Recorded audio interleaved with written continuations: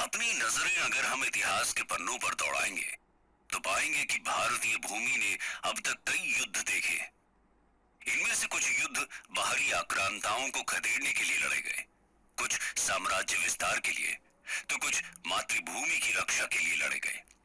लेकिन इनमें से एक युद्ध ऐसा था जो अपनी आन बान शान और अपने आत्मसम्मान को बचाने के लिए लड़ा गया था। इस युद्ध का नाम है हल्दी घाटी का युद्ध, the battle of Haldi Ghati. तो चलिए आपको हम 16वीं सदी में लेकर चलते हैं, जब भारत की सरजमीन पर कई राजाओं और रियासतों का वर्चस्व हुआ करता था। इन्हीं में से मेवाड़ एक प्रमुख रियासत हुआ करती थी। मैप में इसकी पोजीशन की बात करें तो ये राजस्थान के दक्षिण पूर्वी छोर पर स्थित था।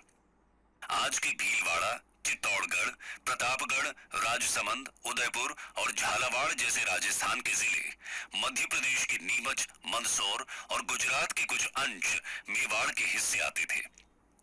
मेवाड़ के बारे में हम इसलिए बता रहे हैं क्योंकि इसी रजवाड़े से उस योद्धा का संबंध था जिसने हल्दी घाटी के युद्ध में वीरता की अपनी एक अनोखी कहानी गढ़ी थी।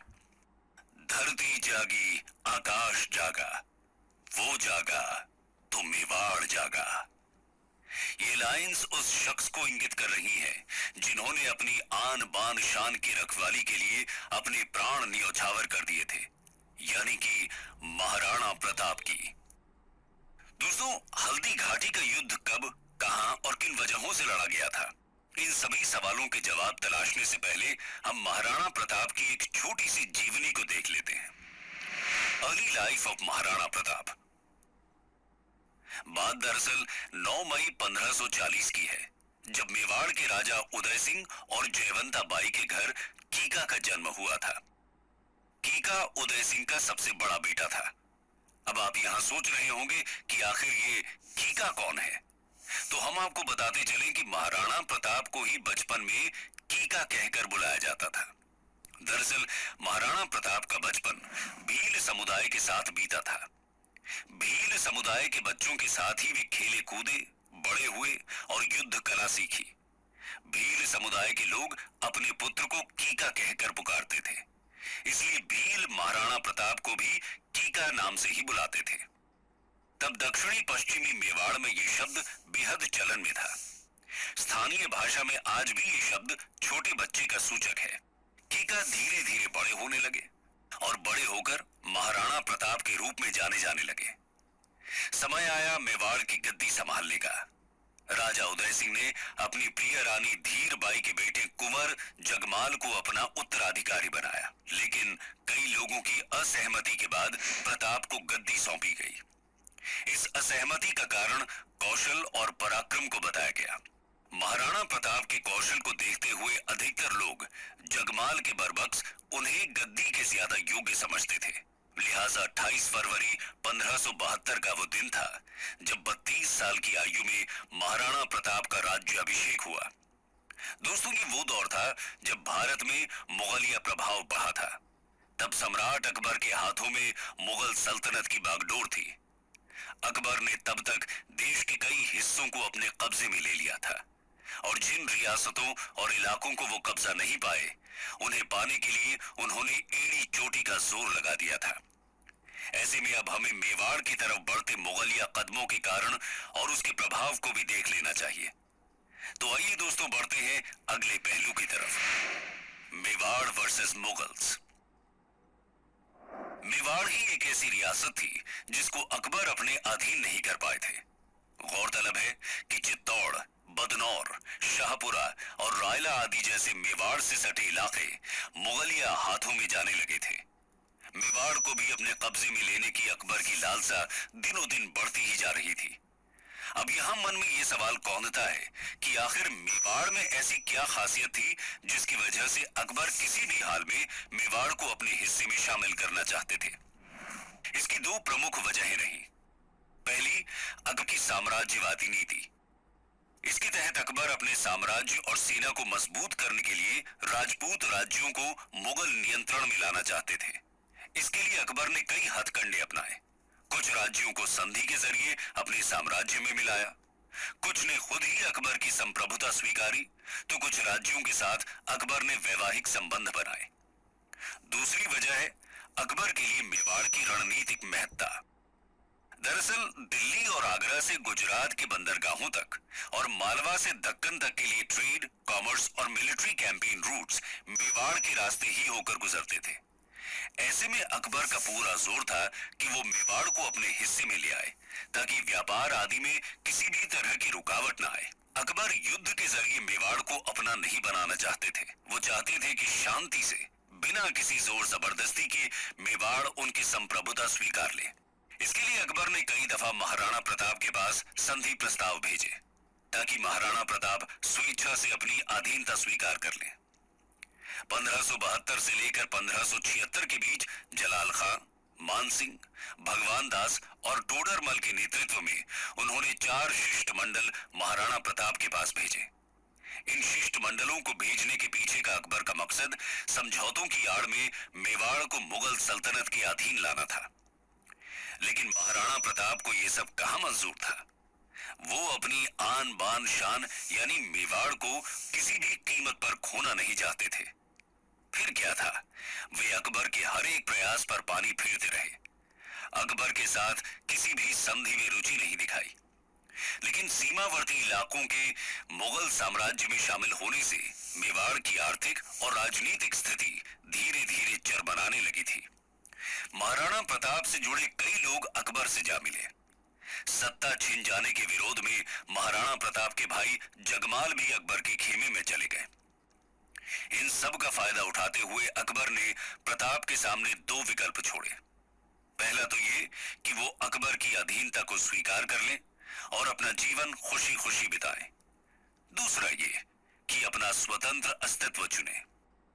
दूसरे विकल्प को चुनने में कठिनाइयां अपार थी, लेकिन महाराणा प्रताप को किसी की अधीनता किसी भी कीमत पर स्वीकार नहीं थी। लिहाजा उन्होंने दूसरे विकल्प संघर्ष को चुना और इन सब का परिणाम था हल्दी घाटी की लड़ाई। लिहाजा ऐसे में हमें यह देखना होगा कि आखिर ये युद्ध किस प्रकार लड़ा गया, मुगल और प्रताप की सेना की क्या कुछ स्थिति थी आदि आदि। तो आइए बढ़ते हैं हल्दी घाटी के युद्ध की तरफ। The beginning of battle. गौरतलब है कि अकबर के तमाम प्रयासों के बावजूद प्रताप ने अकबर की अधीनता को नहीं स्वीकारा। लिहाजा अकबर ने मेवाड़ पर आक्रमण के आदेश दे दिए थे। राजस्थान के राजसमंद जिले में एक कस्बाई गांव है, खमनोर। इस गांव के पास एक मैदान में मुगल सेना का प्रताप के साथ युद्ध हुआ। ये युद्ध एक संकरे पहाड़ी दर्रे से खमनोर के मैदान में गया था। खमनोर से बलीचा गांव तक 6 किलोमीटर में फैला ये रण क्षेत्र हल्दी घाटी के नाम से जाना पहचाना गया। आपको बता दें कि यहाँ की मिट्टी का रंग हल्दी के जैसा पीला होने की वजह से इस घाटी का नाम हल्दी घाटी पड़ा है। दोस्तों, अब यहाँ सवाल है कि आखिर इस युद्ध में कौन कौन शामिल हुए थे। तो आइए इसके बारे में भी आपको थोड़ी जानकारी दे देते हैं। महाराणा प्रताप ने अपने घुड़सवार सैनिकों और भील समुदाय के धनुर्धरों को युद्ध के मैदान में उतारा था। इसमें प्रताप के हरावल का नेतृत्व अफगान के हकीम खां सूरी ने संभाला था। अब आप लोग यहाँ सोच रहे होंगे कि आखिर ये हरावल क्या होता है। तो आपको बताते चले कि सेना के सबसे आगे वाले दस्ते अथवा टुकड़ी को हरावल कहा जाता है। वहीं मान सिंह कछवाहा मुगल सेना के हरावल का नेतृत्व कर रहे थे। महाराणा प्रताप की सेना में भील नेता राणा पूंजा भील के अलावा भामाशाह और उनके भाई ताराचंद, ग्वालियर के राजा रामशाह तोमर और उनके बेटे रामदास बदनौर, भीम सिंह डोडिया, झाला मान सिंह, झाला बीदा, बच्छावत और जयमल मेहता आदि जैसे योद्धा शामिल थे। वहीं जगन्नाथ कछवाहा, माधो सिंह कछवाहा, सैयद हाशिम, राणा प्रताप के भाई जगमाल, शक्ति सिंह और सगर, बहलोल खान आदि मुगल सेना में शामिल थे। बदायूनी इस युद्ध में मुगल सेना की तरफ से लड़ रहे थे। आगे जाकर मुंतखब उत तवारीख में बदायूनी ने हल्दी घाटी के युद्ध का वर्णन किया था। इस युद्ध में हाथियों और घोड़ों को भी उतारा गया था। महाराणा प्रताप के प्रतापी घोड़े का नाम था चेतक। ये वही घोड़ा था जिसने अपने मालिक को बचाने के लिए खुद के प्राण न्यौछावर कर दिए थे। दूसरी तरफ हल्दी घाटी के युद्ध में मानसिंह के हाथी का नाम मर्दाना और अकबर के हाथी का नाम हवाई था। गजमुक्ता, गजराज और रनमदार कुछ अन्य हाथी थे। ये तो रही दोनों सेनाओं की बात। अब बढ़ते हैं युद्ध वाले दिन की तरफ। आखिरकार वो दिन भी आ गया जब दोनों सेनाएं आमने सामने आई। 18 जून 1576 की सुबह युद्ध का बिगुल बजा था। महाराणा प्रताप के पहले ही वार में काफी जोर था। कई मुगल सैनिक भाग खड़े हुए। स्वयं बदायूं भी मौका देखकर फरार हो गए। स्थिति को देखते हुए मुगलों की आरक्षित फौज के प्रभारी मेहत्तर खां ने यह अफवाह फैला दी कि बादशाह अकबर स्वयं शाही सेना लेकर युद्ध में आ रहे हैं। फिर क्या था, अकबर के सहयोग की बात सुनकर मुगल सेना में थोड़ी हिम्मत बंधी। इसके बाद दोनों सेनाएं बनास नदी के किनारे रक्तताल के मैदान में भिड़ी। इस युद्ध का भी वही नतीजा निकला। मुगल सेना फिर से बिखर गई। मानसिंह ने जैसे तैसे अपनी सेना को इकट्ठा किया। फिर दोनों सेनाएं हाथी युद्ध में भिड़ी। इसे हाथी युद्ध इसीलिए कहा गया क्योंकि इसमें हाथियों के दस्ते को भी युद्ध में उतारा गया था। मुगल सेना की तरफ से तीरों और गोलों की बौछार होने लगी। प्रताप के खेमे में निराशा छाने लगी। तब महाराणा ने अपने दो हाथियों लूना और रामप्रसाद को युद्ध में उतारा। प्रताप की सेना में खांडेराव और चक्रवात जैसे हाथी भी थे। मुगल सेना की तरफ से गजमुक्ता, गजराज और रनमदार जैसे हाथी उतारे गए। दोनों खेमे के हाथियों में खूनी संघर्ष हुआ। महाराणा प्रताप की सेना के हाथी कमतर साबित हुए। लूना और रामप्रसाद को मुगल सेना ने अपने कब्जे में ले लिया। मानसिंह को मारकर युद्ध में वापसी करने की महाराणा प्रताप की आखिरी कोशिश भी नाकाम रही। महाराणा प्रताप अपने साथियों रामशाह, ताराचंद, राणा पूंजा, हकीम सूर के साथ दुश्मन के खेमे को चीरते हुए मानसिंह के हाथी तक पहुंचे। मानसिंह अपने हाथी मर्दाना पर बैठे थे, जबकि प्रताप अपने घोड़े चेतक पर। चेतक ने मानसिंह के हाथी पर अपना पैर रखा और प्रताप ने अपने भाले से मानसिंह पर वार किया, पर यह वार सफल नहीं हुआ। मानसिंह बच निकले, लेकिन इन सब में चेतक का एक पैर जख्मी हो गया था। अब महाराणा की हार तय नजर आने लगी थी। युद्ध में प्रताप के जीवन को संकट में देखकर प्रताप की सेना के एक योद्धा झाला बीदा ने प्रताप का मुकुट धारण कर युद्ध किया। ये खास मुकुट था। इसमें राजसी छतरी लगी हुई थी। इस मुकुट से महाराणा आसानी से पहचान में आ जाते थे। झाला बीदा के इस मुकुट को पहनने से मुगल सैनिक महाराणा की बजाय उन्हें निशाना बनाने लगे। महाराणा को समझा बुझाकर जंग के मैदान से दूर भेजा गया और बीदा प्रताप की जान बचाते बचाते हल्दी घाटी में वीर गति को प्राप्त हुए। आखिरकार राणा को मैदान छोड़कर जाना पड़ा। वो अपने जख्मी घोड़े के साथ पहाड़ी की तरफ निकल लिए, लेकिन ज्यादा दूर नहीं जा सके। चेतक जख्मी हो चुका था। अपने मालिक को सुरक्षित जगह पर पहुंचाकर चेतक ने अपने प्राण त्याग दिए। बलीचा नामक जगह पर महाराणा प्रताप ने अपने इस प्यारे घोड़े का अंतिम संस्कार किया और उसे श्रद्धांजलि दी।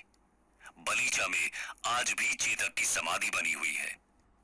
लेकिन यहाँ अभी भी ये सवाल बना हुआ है कि आखिर इस युद्ध का परिणाम क्या था। तो आइए आपको ले चलते हैं हल्दी घाटी के युद्ध के परिणाम की तरफ। Who was the winner? गौरतलब है कि हल्दी घाटी के युद्ध का कोई परिणाम नहीं निकल पाया था। इसकी वजह यह थी कि अकबर महाराणा प्रताप को जिंदा अथवा मुर्दा पकड़ने में कामयाब नहीं हो पाए थे। हालांकि उन्होंने मेवाड़ के कई हिस्सों पर अपना कब्जा कर लिया था। गोगुंदा का किला, जो महाराणा प्रताप का बेस हुआ करता था, उस पर भी मुगल सेना ने कब्जा कर लिया था। लेकिन इस कहानी का यहीं पर अंत नहीं होता।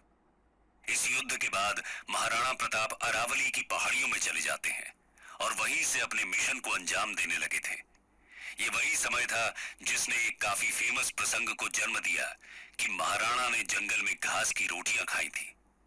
गोरिल्ला अथवा छापामार युद्ध के जरिए प्रताप ने धीरे धीरे अपने साम्राज्य को फिर से हासिल करने की दिशा में काम किया। देखते ही देखते उन्होंने चित्तौड़ और मंडलगढ़ को छोड़कर कुंभलगढ़, गोगुंदा और उदयपुर जैसे शेष हिस्सों पर फिर से अधिकार कर लिया। महाराणा प्रताप के इस नए साम्राज्य की राजधानी चावंड बनी।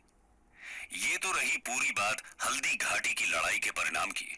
अब जानते हैं कि इसके बाद महाराणा प्रताप का क्या हुआ। दोस्तों, कहावत है कि उम्र की रफ्तार कभी लौटती नहीं और समय की रफ्तार कभी थमती नहीं। इसमें कोई दो राय नहीं कि इस रफ्तार ने महाराणा प्रताप के जीवन को भी अपनी गिरफ्त में ले लिया था। वो धीरे धीरे अपनी उम्र के अंतिम पड़ाव में पहुंच रहे थे। 19 फरवरी 1597 वो दिन था जब इस वीर योद्धा ने अपनी अंतिम सांसें ली। चावंड के पास ही बांडोली नामक जगह पर उनका अंतिम संस्कार किया गया। कंक्लूजन। दोस्तों, हल्दी घाटी की लड़ाई का बेशक कोई परिणाम न निकला हो, लेकिन इस युद्ध में साहस और बहादुरी का शानदार उदाहरण पेश किया गया था। अपनी मातृभूमि को बचाने और अपनी आन बान शान की रक्षा के लिए यह युद्ध आज भी हिम्मत, बलिदान और निष्ठा की प्रेरणा देता है। और इस प्रेरणा के प्रेरणा स्रोत रहे महाराणा प्रताप। इसी वजह से भारतीय इतिहास में महाराणा प्रताप का नाम बेहद ही अदब के साथ लिया जाता रहा है। वीरता, शौर्य, त्याग, पराक्रम और दृढ़ प्रण के लिए उनका नाम आज भी अमर है। महाराणा प्रताप की वीरता को कई विद्वानों ने अपनी किताबों में जगह दी। कर्नल टॉड लिखते हैं कि अरावली में ऐसी कोई घाटी नहीं जो प्रताप के वीर कार्यों से अछूती रही हो। कर्नल टॉड ने अपनी किताब में हल्दी घाटी को मेवाड़ की धर्मपल्ली बताया। स्वयं अकबर भी प्रताप की वीरता का बखान करने से अछूते नहीं रहे थे। अकबर का कहना था कि भारत में जब भी कभी अकबर और महाराणा प्रताप का नाम लिया जाएगा तो महाराणा प्रताप का नाम मेरे से पहले पूरे अदब के साथ लिया जाएगा।